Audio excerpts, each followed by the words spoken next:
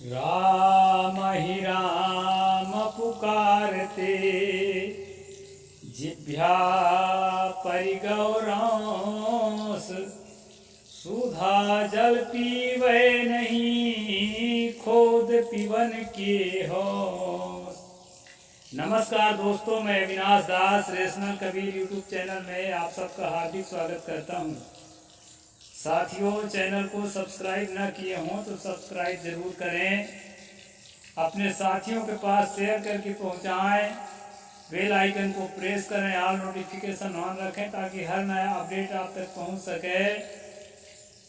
Like और comment जरूर करें। दोस्तों, मैंने सतगुरु कबीर साहब की एक साखी आपके सामने रखी है। आज की चर्चा इसी के इर्द गिर्द रहने वाली है। सतगुरु ने कहा, राम राम पुकारते पुकारते जिभ्या में घट्ठा पड़ गया। घट्ठा आप समझते हैं कि नहीं?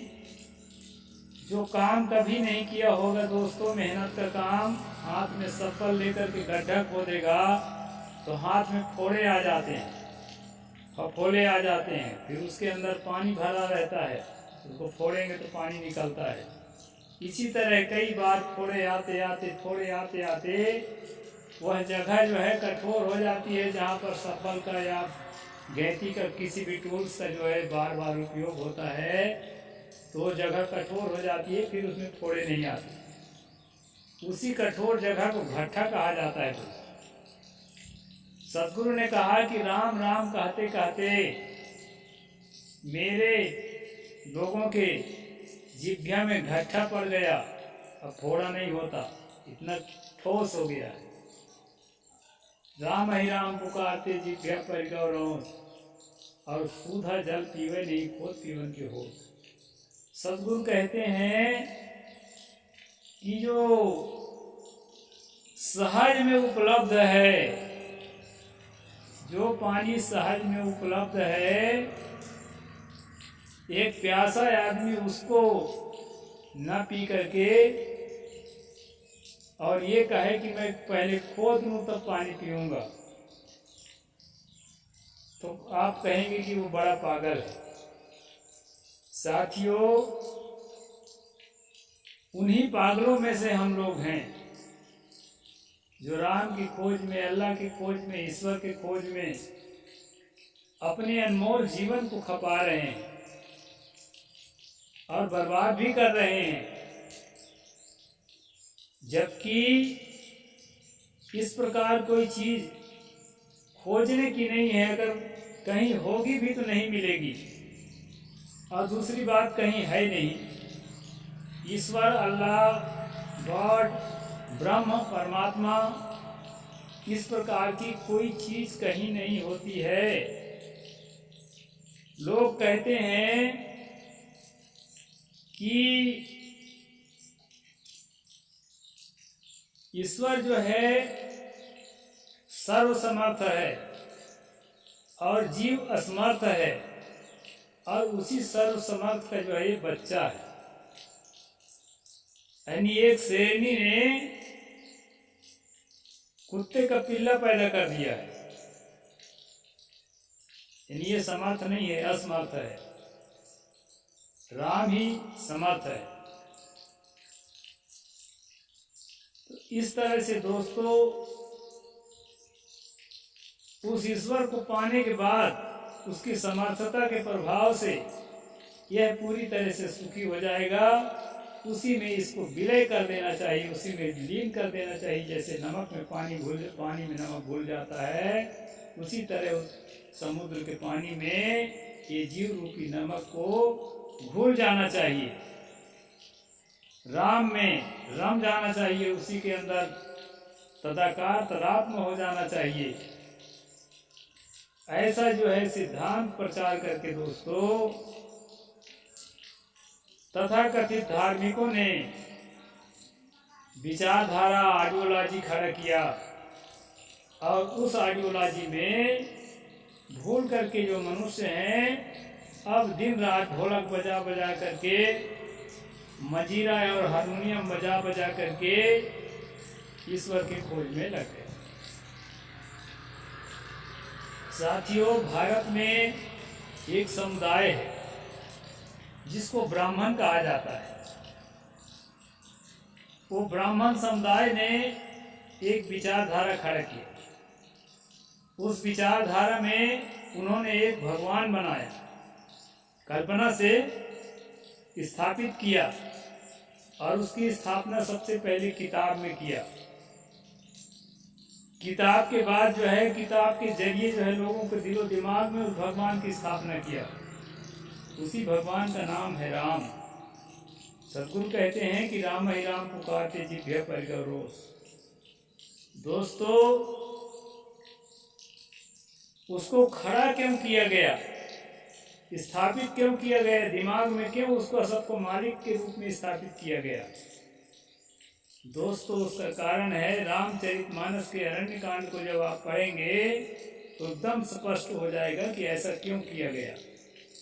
वहाँ कबंध को मार करके गिरा दिया राम, और कबंध से क्या बोल रहा है, घायल कबंध से, सुन गंधर्व कहाँ मैं तो ही मोहिन सुहाय ब्रह्म कुल दोही, सापत ताड़त परुष कहंता विप्र पूजस गावई संता।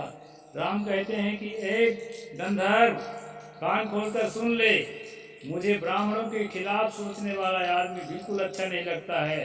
ब्राह्मण अगर श्राप देता हो, पीटता हो, मारता हो, काटता हो, भ्रष्ट से भ्रष्ट, गलत से गलत आचरण में जीवन जीता हो, फिर भी उसके चरणों को धो धो करके पियो।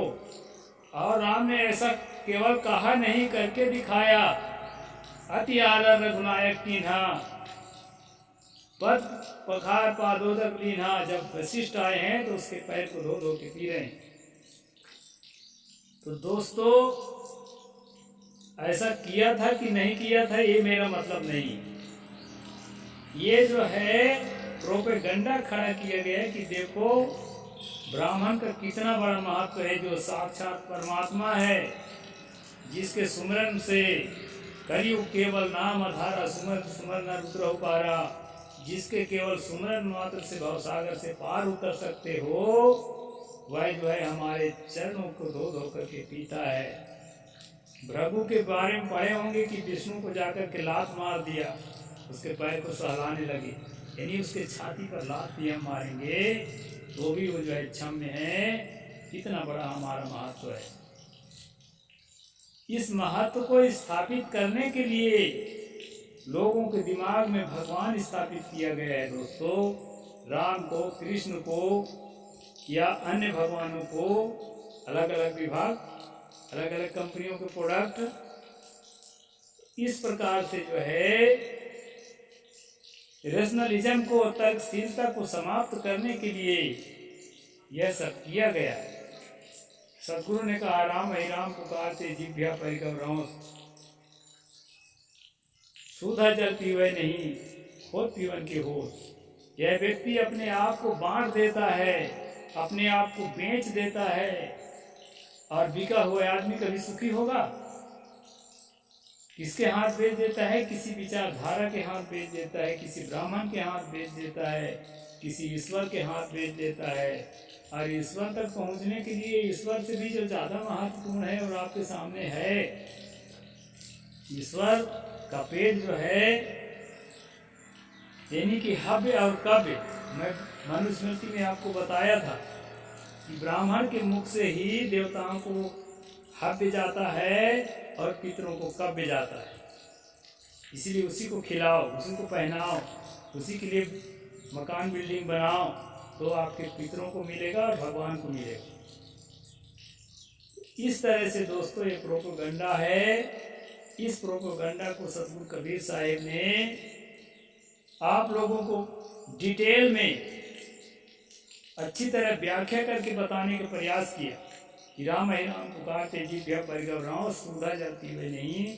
सुधा जल क्या है? जब अपने आप को किसी ईश्वर के हाथ, जब अपने आप को किसी गुरु के हाथ बेचना छोड़ दोगे और जो है संसार के प्राणी पदार्थों के हाथ बेचना छोड़ दोगे, संसार में मिलने वाले इंद्रियों के गुदगुदू के हाथ बेचना छोड़ दोगे, तो आप स्वयं जो है किसी भी तथाकथित परमात्मा से कम नहीं, बल्कि उससे, वो तो काल्पनिक है, उससे लाखों गुना महान है।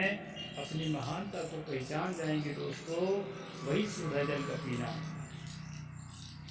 ऐसे तर्कशील, ऐसे रेशनल सदगुरु कबीर साहब के जो अनुयायी हैं वो क्या कर रहे हैं, वो राम पर आर्टिकल लिखते हैं, कृष्ण पर आर्टिकल लिखते हैं, दुर्गा काली पर आर्टिकल लिखते हैं। जो विद्वान हैं, खासकर ब्राह्मण वर्ग के लोग, क्योंकि बचा के रखना है अपने षड्यंत्र को।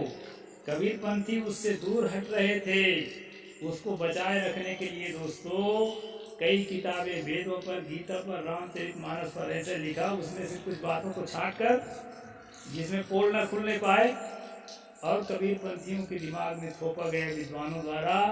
और जो कम विद्वान महात्मा थे वो सब क्या काम किए कि उन्हीं लिखी हुई बातों को लोगों में प्रचार करने लगे। जैसे कि कबीर वाणी में कुछ है ये नहीं है बिना गीता रामायण के। और उन्हीं में से दोस्तों मैं भी एक था, वही काम मैं करते आया था। और जब रेशनलिज्म को पढ़ा और तर्कशीलता को विकसित किया तो आज मैं सच को समझ सका हूँ कि ये झूठा प्रोपेगेंडा है। किसी राम के द्वारा, किसी अल्लाह के द्वारा, किसी कृष्ण के द्वारा आपका उद्धार नहीं होगा, और ना उनमें इतने आदर्श हैं कि आप अपने सिर पर बिठा सकें। मैंने अनेक प्रमाण दे देकर के कई वीडियो बनाया है, चैनल में आप देखना। ये सारे के सारे लोग जिनको भगवान कहा जाता था मांसाहारी थे, मदिरा पान करने वाले थे, व्यभिचार करने वाले थे, चोरी और छल कपट करने वाले थे। उन्हीं के किताबों से सारा मैं प्रमाण दे देकर के वीडियो बनाता हूँ। तो एक निर्मल संत सदगुरु कबीर साहब के अनुयायियों के सिर पर इनको कैसे बैठाया जाए, ये प्रोपेगेंडा है दोस्तों। इनको इसमें यह अच्छाई थी, उसमें वह अच्छाई थी, ऐसा लिख लिख करके यह जो है आपके दिमाग पर थोपा जा रहा है। दरअसल उनमें अच्छाई थी कि नहीं थे, वो कभी दुनिया में थे कि थे भी नहीं, ये सवाल नहीं है। ये सवाल है उनके मुख से, उनको परमात्मा बनाकर उनके मुख से जो अपनी श्रेष्ठता दुनिया को दिखाने का हमने प्रयास किया है, वो दुनिया के सामने जाना चाहिए। लेकिन अब जमाना वो नहीं है। दुनिया जाग रही है, हम जगा रहे हैं, खुद जाग रहे हैं। और दुनिया जो है अब इस तरह से किसी भी प्रकार के डिस्क्रिमिनेशन का शिकार नहीं होगी। आने वाले समय में दोस्तों आप देखना अधिक से अधिक लोग रेशनल होंगे, तर्कशील होंगे। अरे सारे अंधविश्वास, देवी देवता, ईश्वर परमात्मा, तीरथ मूरत को लात मार के सब सच्चा कबीर अनुयायी बनेंगे, जहाँ पर इन चीज़ों को कोई गुंजाइश नहीं है। लगन मुहूर्त का कोई गुंजाइश नहीं है, जहाँ पर ग्रह बाधा का, शकुन अपशकुन का कोई गुंजाइश नहीं है। एकदम सत्य की ओर जो है दिमाग हमारा गतिमान होता है, वो कबीर पंथ वो विकसित होने जा रहा है दोस्तों। जो पर्दा डाला गया था छत्तीसगढ़ में जो है, बहुत लोगों को धोखा हुआ, तो भीड़ के भीड़ इकट्ठा हो गए। चलो चलो कबीर पंथी भी राम भक्त हैं, हमारे साथ, हमारे साथी हैं, कृष्ण भक्त हैं, हमारे साथी हैं। और वो सब इकट्ठा हो गए दोस्तों, और आज महसूस कर रहे हैं ठगे ठगे हुए से, कहते हैं कि हमको कबीर पंथियों ने धोखा दिया। ये तो कबीर का विचार तो अलग है, हमारे भगवान के हिसाब का नहीं है। और दोस्तों ऐसा कहने वाले जितने लोग हैं उन सबको मैं बता देना चाहता हूँ कि दरअसल आप कबीर के सच्चे अनुयायी, आपका दिमाग केवल भटक गया। क्योंकि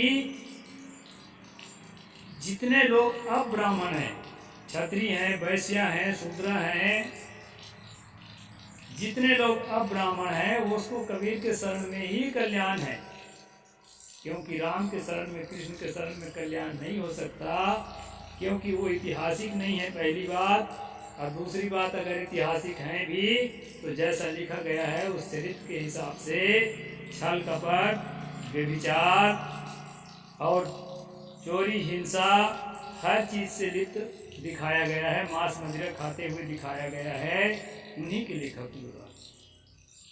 इसलिए साथियों सच्चा कबीर पंथी बने। कबीर वाणी में कल्याण के सारे तत्व हैं और वो तत्व हैं, हम मनुष्य हैं, हमको दयावान होना चाहिए, हमको क्षमाशील होना चाहिए, हमको परोपकारी होना चाहिए, हमको एक दूसरे का ख्याल रखना चाहिए।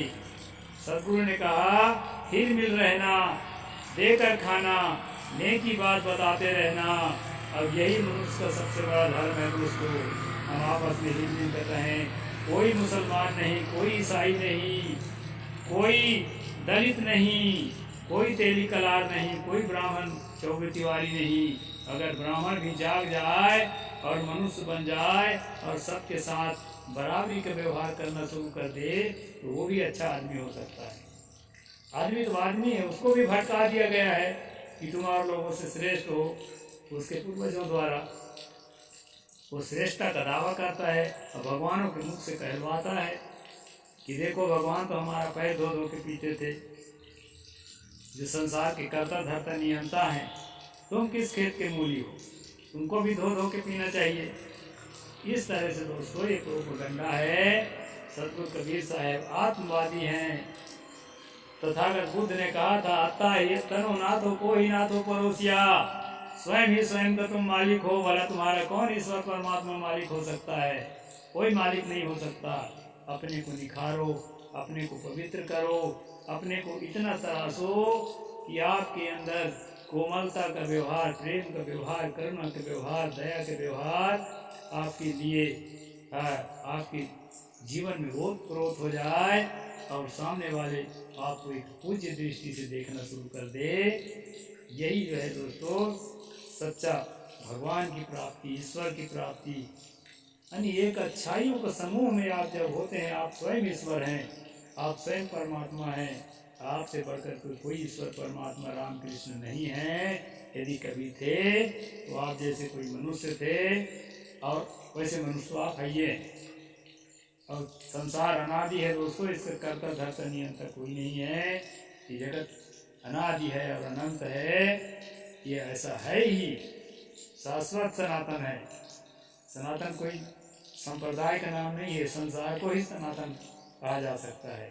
इस प्रकार दोस्तों मैंने सतगुरु कबीर साहब की एक साखी आपको बताई है और अंधविश्वास से निकलने की राय दी है। अधिक से अधिक लोगों तक वीडियो को पहुंचाएं ताकि अधिक से अधिक लोग अंधविश्वास से निकल करके रेशनलिज्म को समझें, रेशनलिस्ट बने, तर्कशील बने, वैज्ञानिक सोच को भारत में प्रमोट करें और देश के विकास में और अपने जीवन की पवित्रता के विकास में जो है अपना भागीदारी सुनिश्चित करें। साहेब बंदगी। जय जोहार, जय भीम, नमो बुद्धाय, जय भारत।